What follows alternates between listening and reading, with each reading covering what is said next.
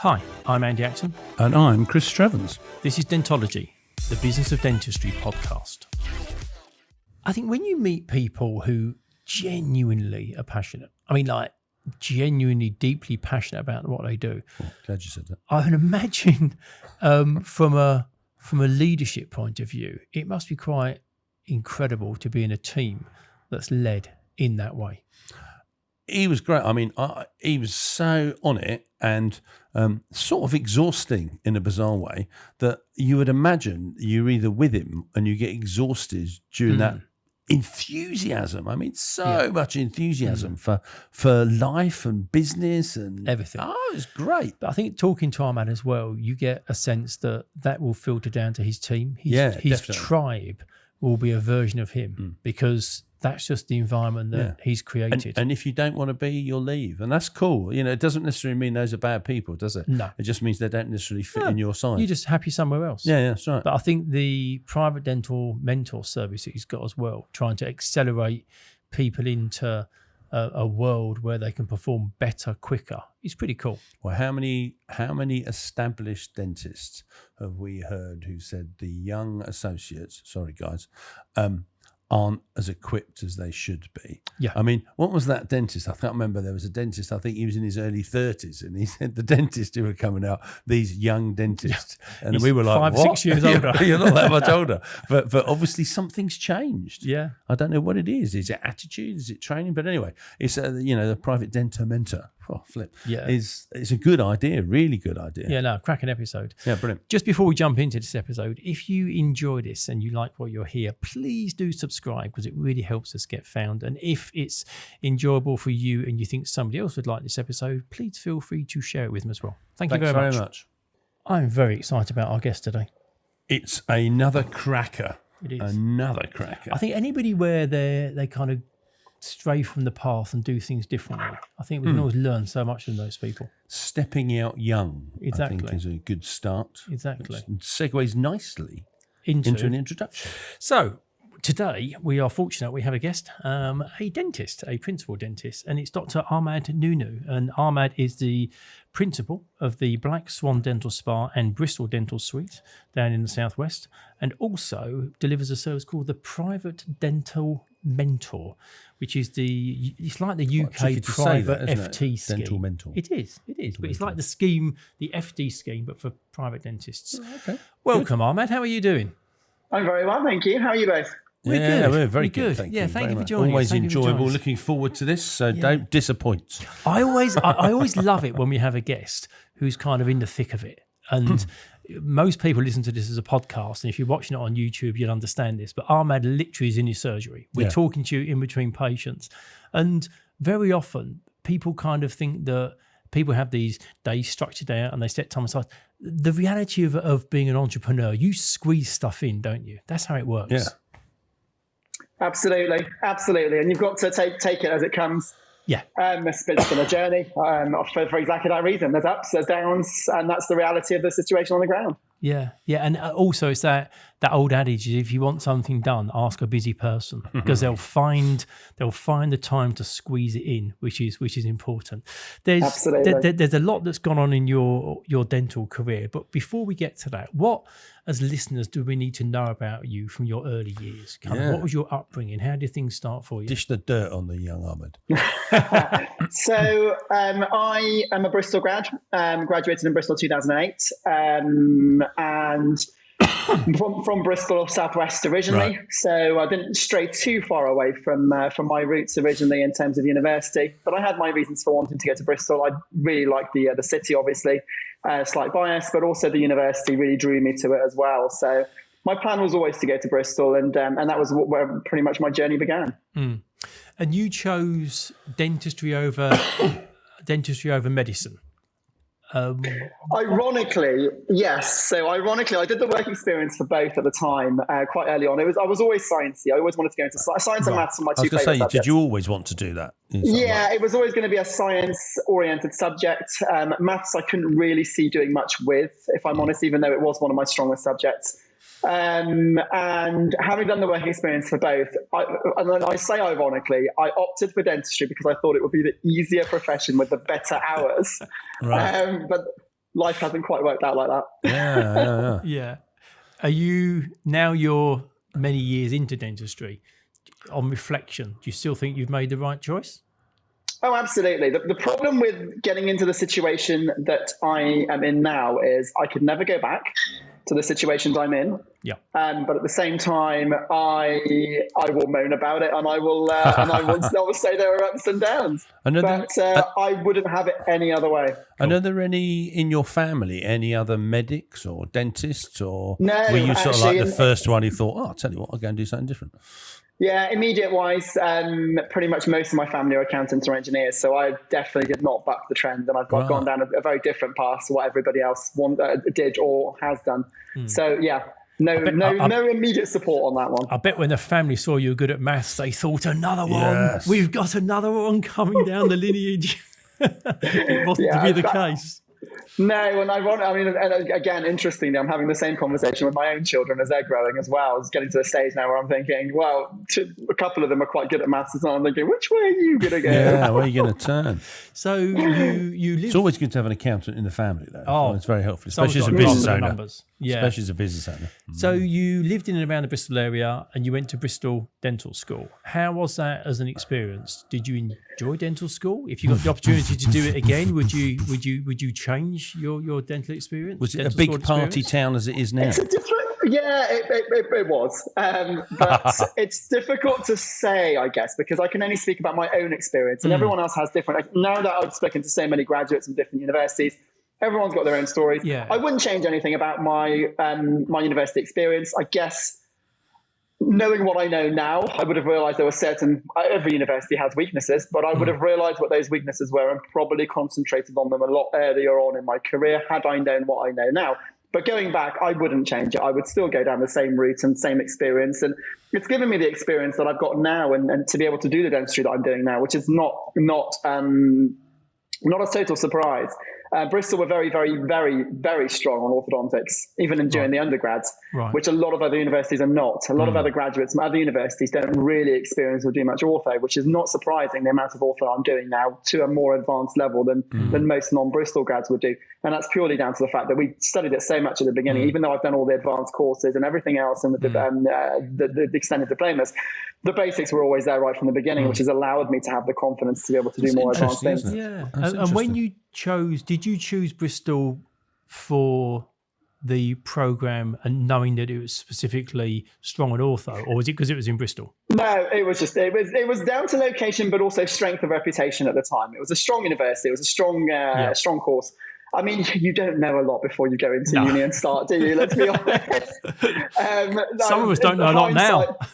Well, I'm sure you do. But 15 years down the line, it's very easy to sort of look back and go, no, don't do this or don't do that. But actually, it's all down to personal preference. There's lots of pros and cons to various different things. It's not even just about the actual course itself.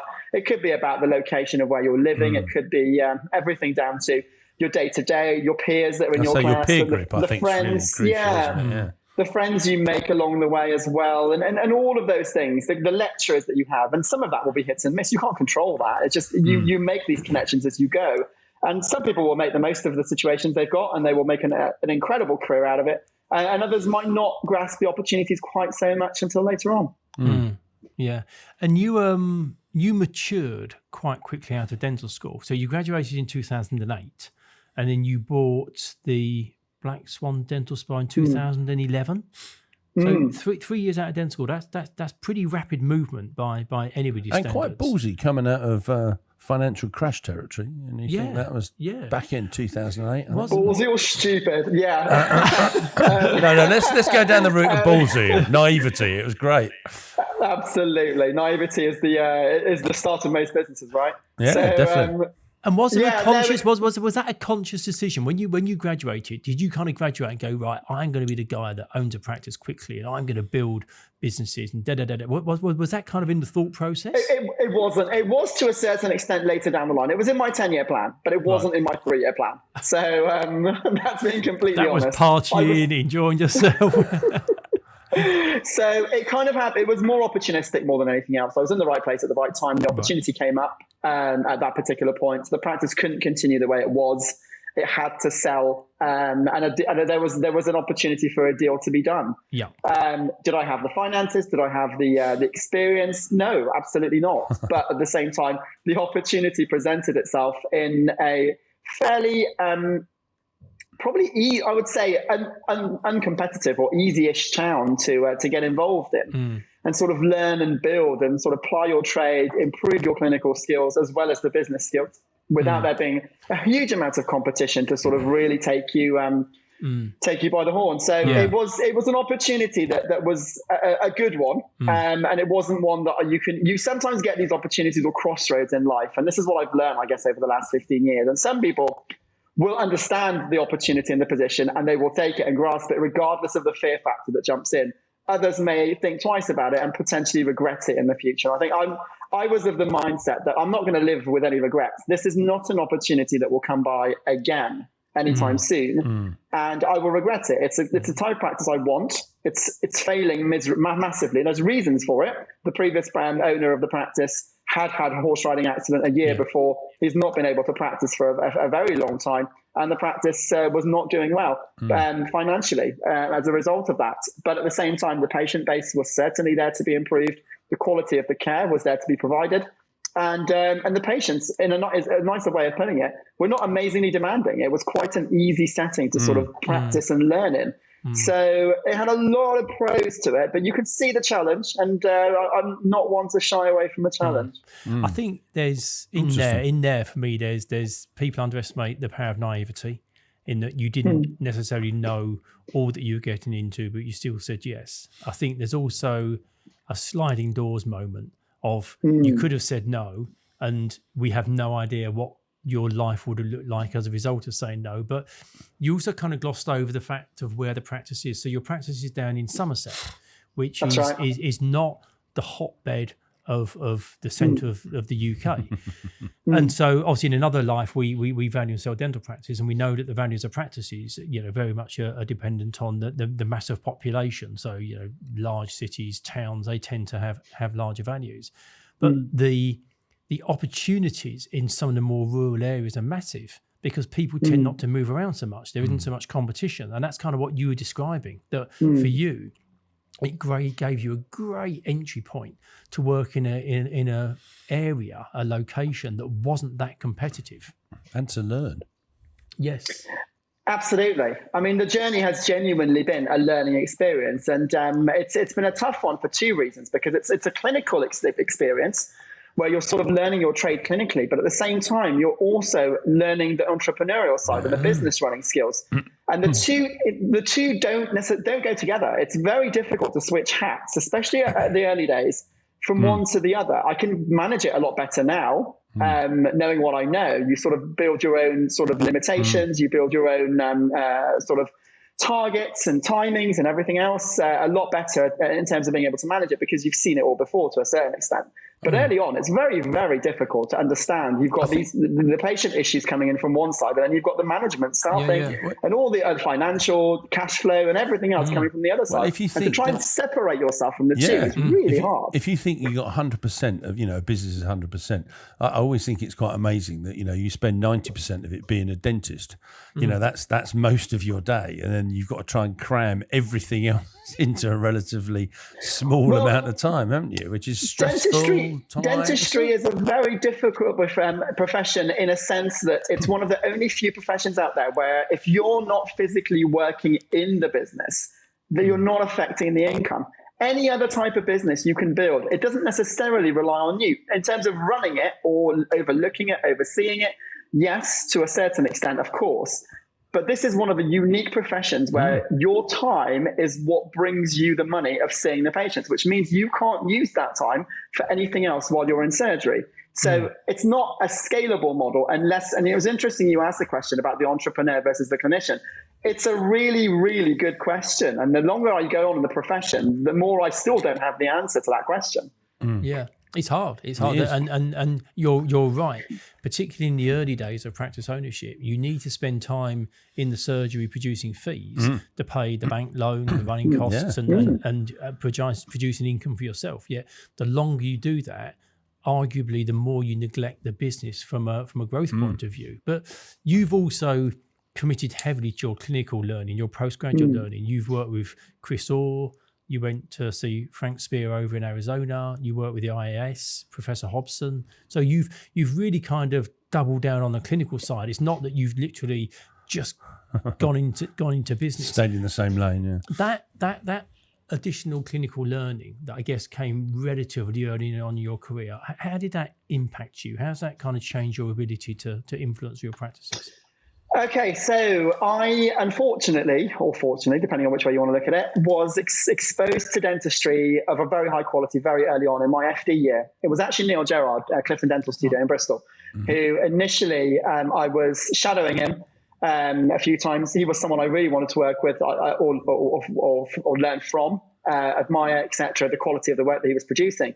And he introduced me to the BACD. So this is 6 months out of dental school, whatever it was. Wow. And went to their first seminar, and I saw work being produced in front of me that I didn't even know was physically possible until that point. And unfortunately, that was the turning point, a lot of it really for me, because I realized that the quality of the work that I was doing, in my eyes, was very, very substandard. And patients might enjoy it, they might benefit from it, but actually it's not just about functional dentistry, it's about functional and cosmetic, and you've got to tie the both together. And you can choose to be one of two clinicians. You can choose to be a clinician that does functional dentistry only, which is, and I don't mean it from a cosmetic point of view, I mean it from single tooth dentistry. You're doing treatments that are the basic requirements for the patients, and you can build a very traditional sort of basis and a reputation in an area very well. The problem is, the more you understand and learn in dentistry, the more you realize that actually there's not a lot we know when we graduate. There's a lot of holes and gaps in our knowledge, and they protect us at uni from it because realistically, they're not going to be able to teach you a lot in the space of 5 years. You don't understand full mouth dentistry. You don't understand all the other implications.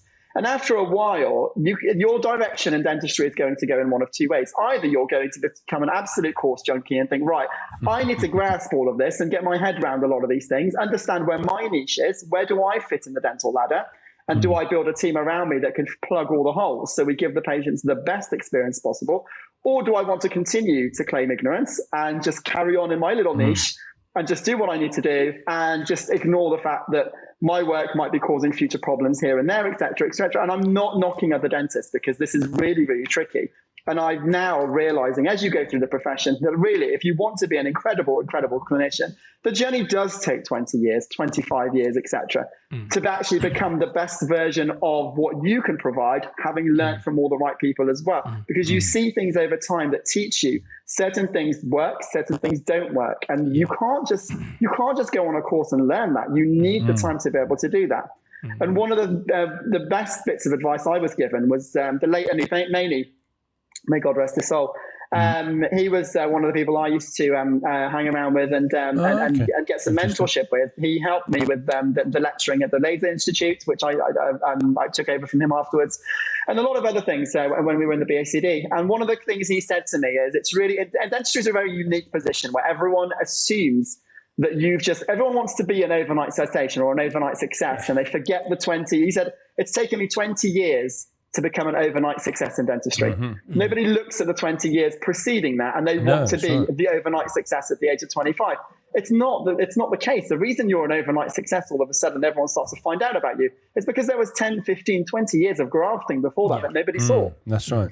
And I think you were fortunate, but we all create our own luck by working with Neil Gerard and getting early exposure to the BACD. So when you saw the quality of that work, you can't unsee it. So you then said, I want some of that. So what do I have to do? So your journey of kind of development started perhaps earlier than some others, which means that you got to where you are quickly. We've kind of talked a little bit about business and a bit about the clinical work and the studying you've done. When we talk to most dentists about CPD, continuing professional development, that tends to mean clinical courses. Do you split your development out in understanding the business side of dentistry and the clinical side? Do you kind of treat your CPD in two categories? Yes, to a certain extent. I think it's all ingrained in together, because at the same time as learning the clinical, if you can't communicate the clinical to the patients, if you can't communicate to the rest of the team, you can't get the right team around you, you can't give the patients the experience you want to give them, then ultimately, it doesn't matter how good a dentist you are, you're never going to be able to portray that to people anyway. Before and after photos are fantastic, but really, ultimately, they are there for us to be able to review and reflect on our own work. Yes, you can use them for social media marketing and everything else, but if you're not the most approachable, if your team isn't the most approachable, if you haven't got the best customer care service experience, the best setup in terms of the business, being able to deal with complaints and all the other things, it all plays a big role in it. If you can't deal with complaints when they come in and deal with them in a really good, efficient manner, 99% of those patients could be won over based on how you actually deal with something. Just everyone will make mistakes. Everyone will cause gripes and things. But if you deal with that in an appropriate manner, you can transform those situations to your favor. And all of that plays a role. If you've got a messy business that's not particularly well run, the patients will feel that. The staff will feel that. You will feel that. But if you've got that, if you've got your house in order, and if you've got all of that going on really, really well, it allows you to be able to stabilize, to grow, and have ironically, I say this, but have less stress levels. Yes, yeah. And more informed. Yes. We last met at some dental awards back end of last year. We were wearing our penguin suits and we had a quick chat. And you got your phone out and you showed me some pictures of your practice. And it's absolutely remarkable. This is primarily a podcast, so people kind of can't see what it is. Could you describe to people kind of your philosophy and inspiration and how you went about designing the look of your practice? Absolutely. So my 10-year plan was always to eventually get Black Swan to look like a practice that is very, very unique for the UK on a national and international level. And COVID set us back slightly, but at the same time, it was the massive sort of push that allowed us to be able to fulfill that dream and that vision. It gave us an opportunity to be able to expand and move into a much bigger premises than the one we were in, which was very, very, in very close proximity. But also, it was a blank canvas. It was an old store, a co-op, which had closed down many years before, and allowed us to basically have a complete blank slate to be able to build the premises that we wanted. Wow. The inspiration behind it was I've always been quite inspired by things that are outside the dental sector. Things that look too clinical have never appealed to me in any way, shape, or form. I find patients and the customer service experience can be delivered to a much, much higher standard if we go away from the clinical setting. So for me, where are the best experiences I've ever had? They've all been at very luxurious sort of either spas or hotels where you would go and you would experience a level of customer service that you just wouldn't experience in most other places. So that was the inspiration. The actual remit that was given to the designers was a Dubai 5-star hotel experience. Right, okay. And it's exactly what they pulled off, because that's exactly how the place looks in every single shape or form. The surgeries follow on from that. And it's a very unique look, very spacious, very sizable. And all the little and every single person who walks through the door, patient, clinician, non-clinician, will say exactly the same things. And that's the reaction that we wanted. It was the whole, wow. Yeah. That's incredible. Like, I can't believe this is a dental practice. What I kind of find interesting is that the practice was called Black Swan Dental Spa before we took it over. But within business, a black swan is a kind of a theory that exists. And effectively, a black swan is something that is incredibly rare that happens. It has impact. And then retrospectively, people could predict that it was going to happen. And I find it quite ironic that your practice is rare because it's unusual in how it looks. It sure has an impact with your patients. And the retrospective predictability of it is there are now a number of practices in the UK that have adopted that sort of spa style sort of look for practice. I find it well, I think quite virtually every practice that opens nowadays, isn't it, to a certain degree, has that sort of, there's a lounge area, there's a relaxation area, there might be a spa area, there might be a gaming area. It's this whole sort of, it's the experience, isn't it? Rather than I'm not just going to the dentist. I'm going to the dental experience. Absolutely. But there's two factors to this. And I think this is the interesting part. And this is what makes it difficult. So getting the look is obviously very important, and the feel and the experience. But at the same time, it's the delivery of the clinical experience. And actually, the second part is the harder part, because you can get the look and everything else. But the second part doesn't come easily. We've built a reputation in our area as the main referral practice for everyone to send their patients to. Any complex cases, anything they can't do. And that hasn't happened overnight. That's taken years and years of grafting to be able to get that level. And as you mentioned earlier, years and years of education abroad, learning from various different people. I mean, I've been to the States probably 6 or 7 times now for various different courses and things. In fact, I was in the States early on in March this year just for another a couple of days course in again, for various different things. That was to do with design, smart makeovers, etc. And it's just in realizing that actually to take it to the level of being able to provide what everyone around you cannot is not easy. It's not easy. That requires ridiculous amounts of dedication, skill, training, and financial commitment more than anything else. And continual refinement, doesn't it? And continual refocusing to make sure that the message doesn't get lost. It's almost like a mantra. And you've invested in digital, haven't you, as well? Your practice is a fully digital practice. How's that impacted your team, the efficiencies you've seen from it, what you can achieve in terms of patient outcomes? So that was one of the big turning points for us actually in COVID. Because we were off for a while, it gave us the opportunity to be able to buy some equipment that we needed, but at the same time to actually have the time to sit there and learn how to use it. So by the time we came back from COVID, we had invested quite heavily in the digital sector, considerably. We've got 3 scanners in the practice now, all sorts of 3D digital scanners for all sorts of things as well. So we are fully digital. We've moved away from paper form completely in every single sense. And it's allowed us to be able to provide a much higher level of care. It's allowed us to become a lot more predictable. And it's allowed us to be able to delegate to a certain extent and reorganize and restructure the team so that we can use our time more efficiently and not the way we used to, which is where sort of the dentists are relied on for everything. Whereas actually you can skill up your team to be able to do various different bits and delegate to a certain extent so the patients get the best experience all around. When you were doing it, did you find that some of your team were reluctant to change maybe the way they used to do things, or did they all sort of embrace it as brilliant? No, you get, especially with large teams, you always get the some reluctance here and there. Unfortunately, there's a lot of things in dentistry that have been done in a particular way for a long time that people get used to it, and they don't, as we know with any profession, not just dentistry, change is not always received well. No one likes change, that's right. No one likes change. So as a result of that, it can go in one of 2 ways. You can either support and see how you can transform it and change it, or potentially the team will eventually fix itself and you'll end up with the team that actually want to be there and want to embrace this change. People self-select, and you've just got to be realistic about it. But it's not a quick one. It doesn't happen quickly. No. I mean, the team we've got now compared to at both practices, compared to where we were 3-4 years ago, a much more suitable team for the setting that we've got and what we want and the direction that we want to go in. And that's inevitable. We've talked a lot about the Black Swan dental spa and lockdown and how it gave you opportunity to move and re-equip and digitize and train your team. But there was something else going on during lockdown as well, wasn't there? Because you bought another practice.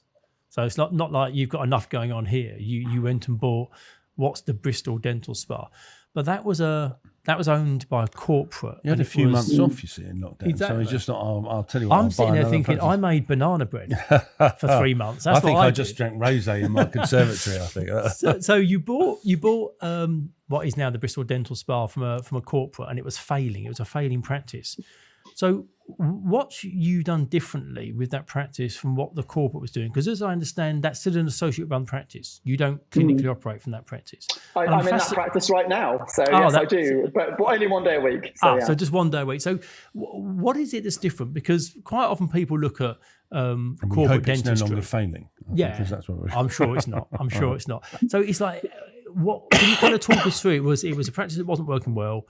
You stepped in during COVID. You now own that practice.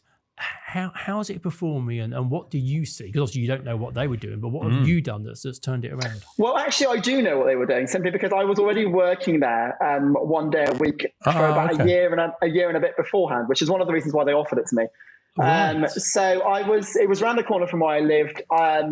Again, because I didn't have enough to do, I had looked into, I was always curious about the private corporate model because I wanted to know what it was like on the inside. This particular model interested me because it was branches only open in Sainsbury's. The original owners of the corporate had set up, they were ex-BHS executives or directors from British Home Stores.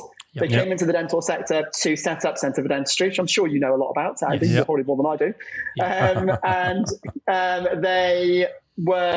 they were trying to replicate the model of opening 25 branches all over the country all at the same time to run in an associate-led but ownership manner. The idea was sound. I think there was a lot of merit in potentially the idea, but the reality on the ground is it's very difficult to open up 25 branches all in one go and expect to be able to run them well and efficiently from a head office scenario, even if you've got managers, et cetera, et cetera. And dentistry is a very personalized profession. And one of the things I realized when I started doing some of their orthodontic treatments, which is the only reason I joined the practice really, was that the patient base was certainly there. They weren't doing very well in terms of retention. The patients were coming and leaving, and none of them were going ahead. But suddenly, the moment the patients felt that they had a clinician that was confident and that they could trust, suddenly there were huge amounts of money being paid for all sorts of various different treatments. So that automatically told me that the location of the practice is actually in the right place. It's a fairly affluent area.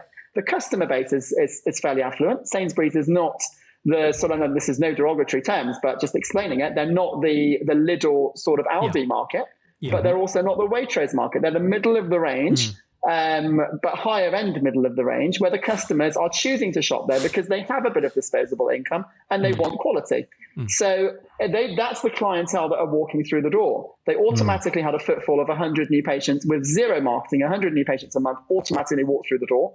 But the retention in there was abysmal. It was about maybe 10 to 20 that would actually return for anything. Right. Yeah. So the dental experience level of the staff at the time, whether across the board, was very, very poor.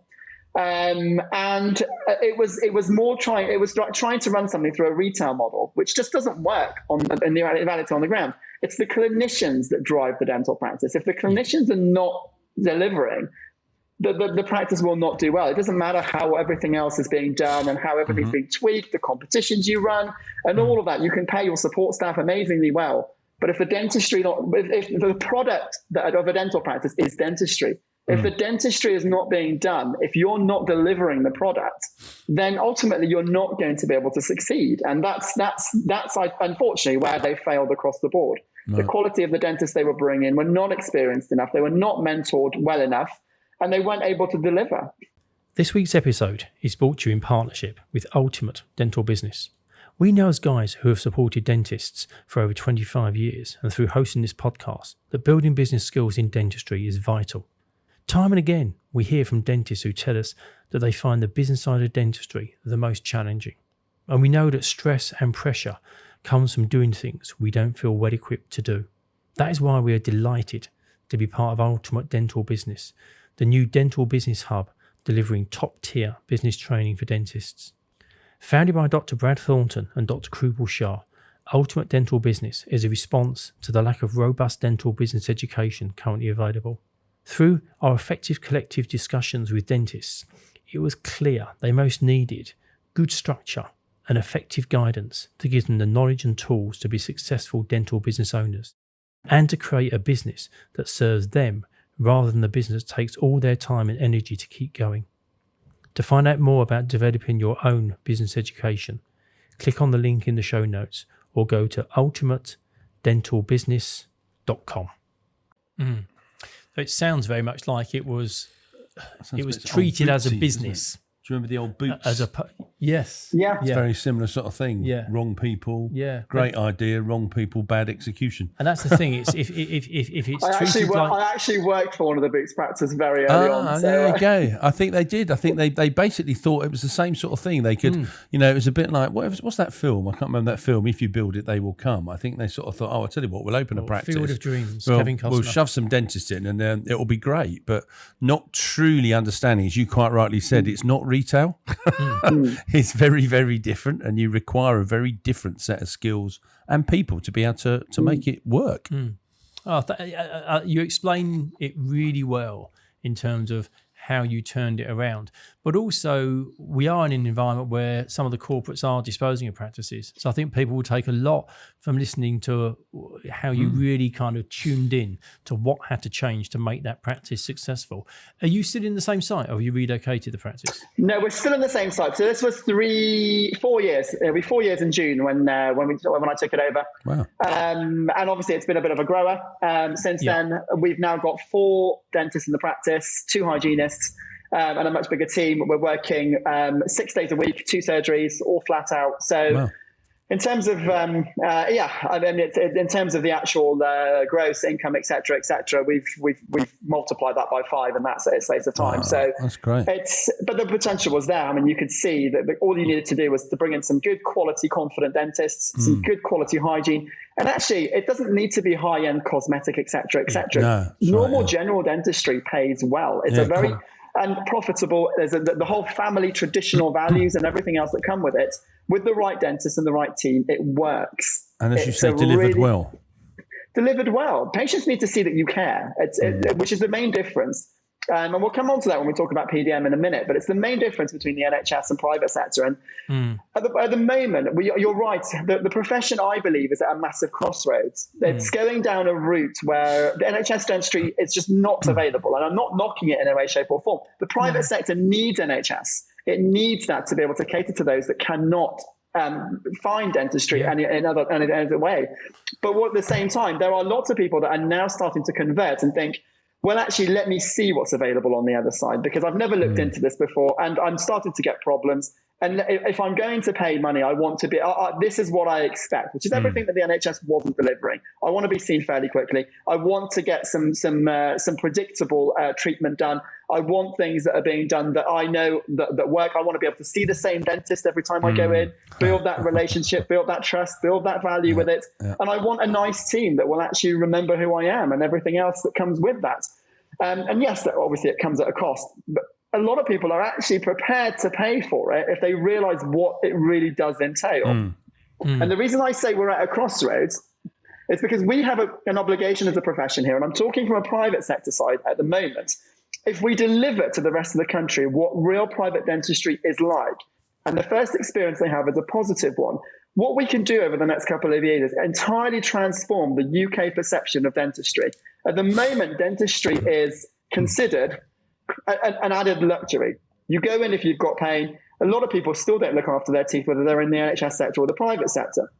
But if they start to see the value, suddenly the whole term of the greedy dentists who are charging more, they'll move away from that to a certain extent, because they'll start thinking, well, hang on a minute, my dentist is actually lovely. I would pay them money because they deserve to be paid the fees they're charging. They're very good. They're caring. They look after me very well. They're very honest. They show me the time. They don't rush me. And actually, I actually enjoy going. My mouth is the best it's ever felt. I've managed to get things into a really sort of a great position, opportunity, and I'm going to stick with this practice. And that changes so much perception on an individual personal level compared to looking at things on a grand scheme of things. And that's one of the issues that we as a profession are facing at the moment, and me especially as a private practice owner, because we've all seen this. I mean, we can talk figures and numbers across Black Swan and across Bristol. The number of patients that are coming in for private care at the moment is through the roof. I'm hoping most practices are having exactly the same feedback and the same experience. The numbers are absolutely flying through the doors. And as principals, there's a limit to how many we can see. We all had existing books as it was anyway. So what do you then do? You either expand your practices or close your books. If you expand your practices, you're taking on a larger number of new patients, which is great for business if you've got the space. But if you're not providing that level of experience across the board, you are shooting yourself in the foot. And all those NHS patients that have come to experience private dentistry will walk away thinking, I don't know why I even bothered. I'm going to go back to try and find NHS because the money, it's not worth it. What they've charged me for an exam is exactly the same experience that I used to have on the NHS. And the long-term harm of that to dentistry is massive because that takes decades to work away from that. I love what you said about general dentistry pays well. There's a big shift towards doing particularly cosmetic treatments, and there has been for probably a year prior to COVID, and they blew up through COVID massively. But it's lovely to hear that general dentistry is good. And it's also linked to what you're saying about PDM, that private dental mentor service, because you're right. I love the concept of the NHS. I love the fact that the NHS should be available for the most needy in society.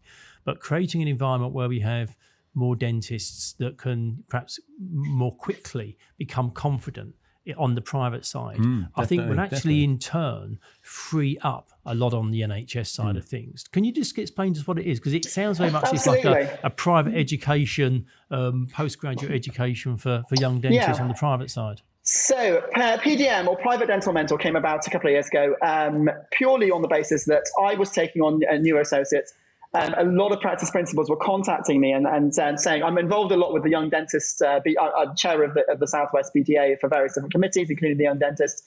And I was getting that contact saying, I'm taking on all these associates and they're just not up to scratch. They haven't got the confidence, the experience. And I end up doing more work to try and fix the problems and situations. And actually it's causing my business a detriment. I don't have a solution to this. What can we do? And I was hearing this a lot. It wasn't just isolated. And I was experiencing it myself. So PDM is basically a company that was formed to help skill up associates quicker than it would normally have taken if they were trying to learn by themselves. Right. And it's involved in two ways. So the starter for PDM is the Leveling Up for Private Dental Practice 2-day course, which is now touring Bristol, Birmingham and London over the next couple of months and will be for the foreseeable future, where it's an intense 2-dayer where we go through all the aspects. If you're starting in a private practice or have just started, and you as a principal want your associate or you as an associate want to gain all of that valuable experience that you need as a starting point, this is everything included in those 2 days that you will need. Everything from more detailed patient examinations, presentations for patients in terms of treatment plans, communication skills that are different from NHS practice, looking at diagnostics and fees, looking at restorability assessments clinically for things that you need to be able to start taking decisions on, pain management and diagnosis. Patients are coming to you, they want answers. You can't be wishy-washy anymore. You need to actually be able to give them answers properly for things they're looking at. So it's a 2-day intensive of basically covering all of those aspects. Right. Literally. And that's the idea behind it. The idea behind it is that you get all of that experience fairly quickly, and then you'll be able to implement that pretty much from day one when you start in practice, which will improve the stress levels of every single private practice principal out there significantly, knowing that you already know this information and they don't have to give it to you the hard way as you make the mistakes. Then if you want to then increase and actually go up to the next level, you've then got the opportunity to upgrade to the year course, which gives you a much more detailed analysis of all of the relevant courses that I would have done if I would have gone back 10 years knowing what I know now. What courses would I have done to be able to basically do outstanding traditional dentistry to a very, very high level?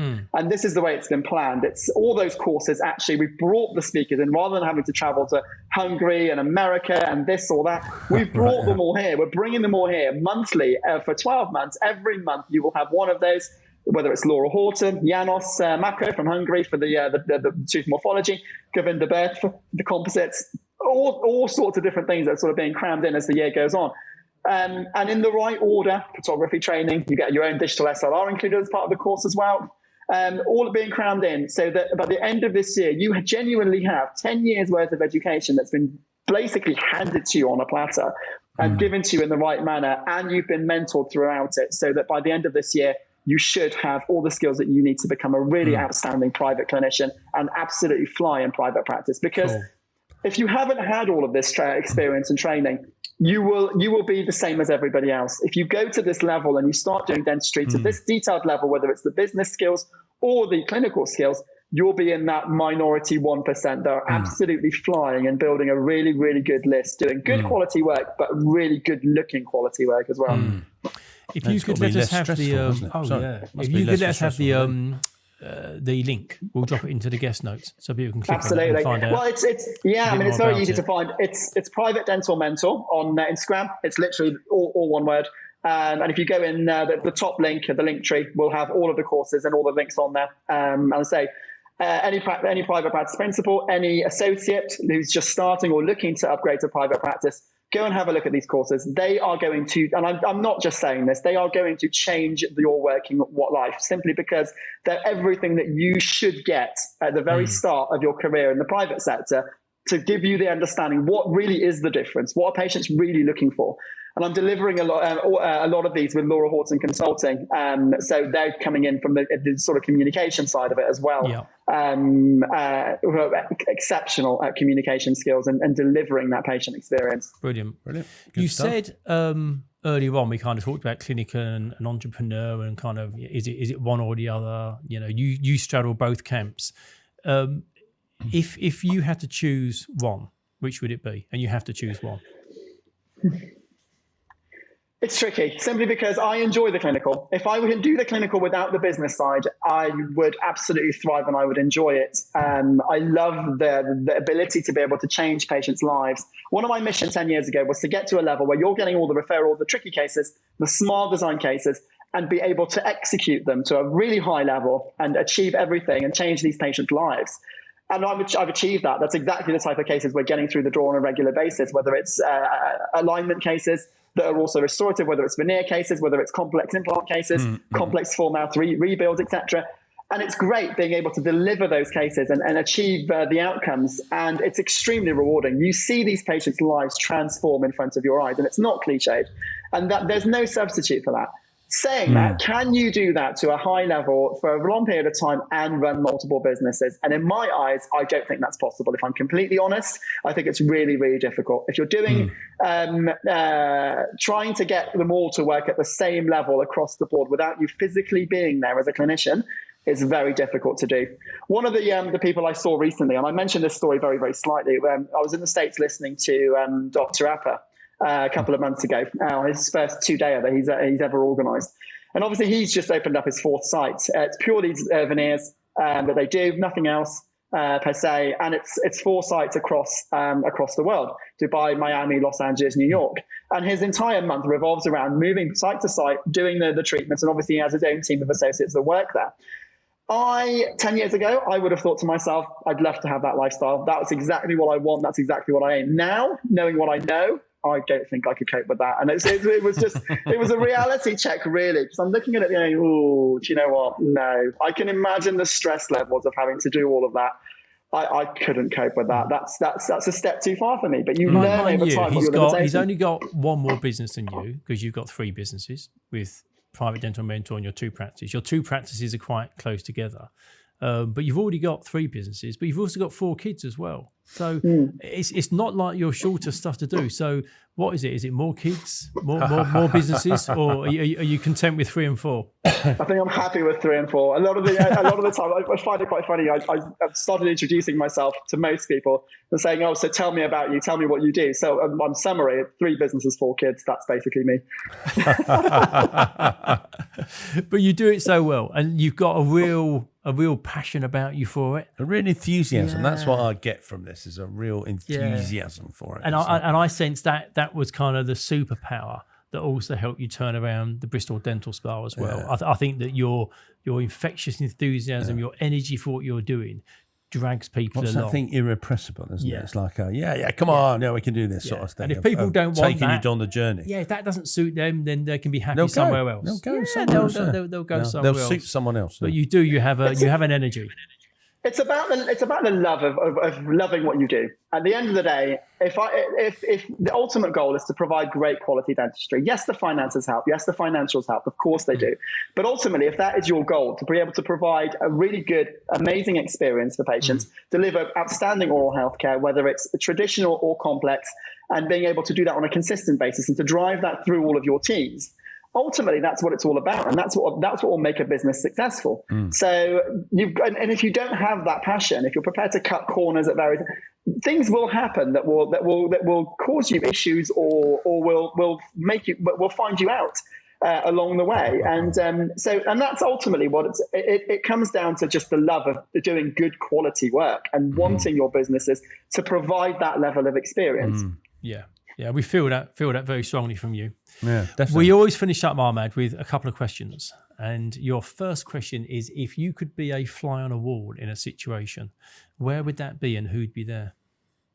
Oh, God. I think my situation, mine would probably be something to do with, I guess it's I'm going to use something slightly controversial, but the discussion here of when they were deciding to go for the war on Iraq, the Tony Blair straight George Bush conversation. The interest level of what actually did happen in that conversation. Were they really telling the truth to each other, or was it completely? Yeah. Did they not have all the relevant information? I mean, one of those types of scenarios I think would really interest me, because it would open up the fact that what conversations actually took place to make all these important decisions, and was it really looked into in as much detail as it could have been? So, I mean, I use that as an example because it's the first one that popped into my head, but there's many situations like that in history that have happened, and we never find out the conversation. We never will. But actually, it would have been really, really nice to actually know what was really spoken about. That kind of came down to 3 words, wasn't it? Weapons of mass destruction. Was that a design phrase? Oil. Yes. Well, exactly. What was being cynical? What was agreed? That would be very interesting. But like I say, as an example of that sort of situation. And then the follow-up is if you could meet somebody, you got the opportunity to sit down and have a conversation with somebody for alive an hour. or dead, as we say to people. Yes. Yeah. Fact or fiction, in fact, anybody? Who would you like to meet if you got the I chance? think mine would probably be someone like Martin Luther King. It would have been really interesting cool. A lot of obviously public speeches and everything else, but really behind the scenes, what do you really think and believe? What was your goal? Why were you what did you want to achieve? And I guess, his life was cut too short, so we'll never find out. But yeah, it would be him. And a lasting legacy, isn't it? It's that sort of thing. I think the thing that I find most remarkable about him is that he gave his "I Had a Dream" speech in August '63, and 250,000 people turned up to listen to him. And this was pre-social media, so there was no way of cascading that message out. But word trickled out that this guy was going to say something that was worth listening to, and 250,000 people turned up because they didn't want to miss it. That is power. When you talk about influence today and influencers, and then you think about something like Martin Luther King and people wanting to be there to listen to what he said. Yeah, and it wasn't easy to attend either. Absolutely, and it wasn't easy. It was the fact is you had to put effort to get there, whereas now you click on something and it's a lot easier. Yeah, so. It's the fact that some people have travelled for hours and hours, days and days to sort of get there, to be there. And you're absolutely right. It's in the grand scheme of things, it's a big deal. It's bad enough going to a cup final with 100,000 people and getting home from that. Can you imagine 250,000 people? Exactly. Ahmad, we'll let you go. Thank you for your time. We know you have patience today, so we'll leave you. But thank you. We've skittled through a lot. Just wish you ongoing success. I think your energy is great. See you I think around, your passion is great. Yeah, brilliant. And I think that's really good. Your team will love working in your environment because you've created something incredibly special. Thank you. No, thank you both for your time. It's been a total pleasure. No, brilliant. Lovely. Thanks, Look after yourself. Cheers, really Ahmed. cool. Keep well. Man. Likewise. Cheers. Thank you for listening to this episode of Dentology, where we discuss the business of dentistry. If you like what you heard, please do subscribe where you found this episode. That would be amazing. And also follow us on Instagram.